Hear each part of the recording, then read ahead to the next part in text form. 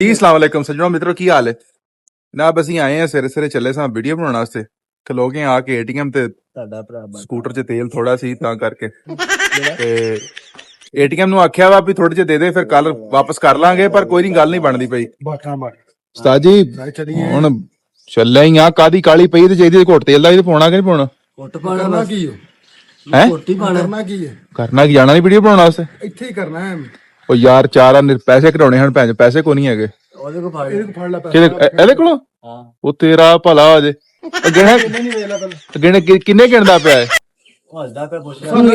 ਇਹ ਹੱਸਦਾ ਕਿਹੜੀ ਗੱਲੋਂ ਪਿਆ ਯਾਰ 1000 ਚਾਹੀਦਾ ਫਿਰ 1000 ਰੁਪਏ ਸਰ ਜੂਗਾ 1000 ਚਾਹੀਦਾ ਉਹਨੇ ਦੇ ਨਹੀਂ ਤੇ ਉਹ ਕਹਿੰਦਾ ਮੈਂ 1000 ਦਿੰਦਾ ਹੀ ਨਹੀਂ ਹੈਗਾ ਮੈਂ ਤੇ ਦੇਣੇ ਨੇ ਬਹੁਤੇ ਕੀ ਦੇਣਾ ਤੂੰ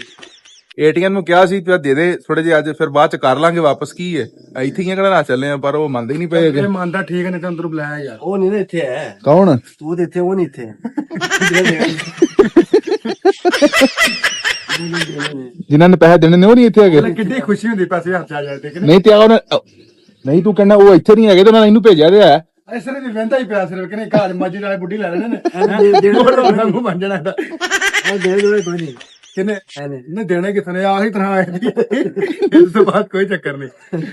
ਅੱਛਾ ਲੈ ਯਾਰ ਲੇਟ ਹੋਣੀ ਪਰੇਸ਼ਾਨ ਵਾਲੀ ਸਾਰੀਆਂ ਗੱਲਾਂ ਛੱਡੋ ਉਸਤਾਦ ਜੀ ਪੈਸੇ ਤੇ ਪਤਾ ਨਹੀਂ ਲੱਭਣੇ ਕਿ ਲੱਭਣੇ ਅੰਦਰ ਏਸੀ ਚੱਲਣ ਡਿਆ ਅੱਜ ਇਸ ਤਰ੍ਹਾਂ ਲੈ ਆਈ ਫਿਰ ਆਓ 5 ਮਿੰਟ ਏਸੀ ਦੀ ਆਵਾਜ਼ ਲੈ ਕੇ ਵੇਖੀਏ ਯਾਰ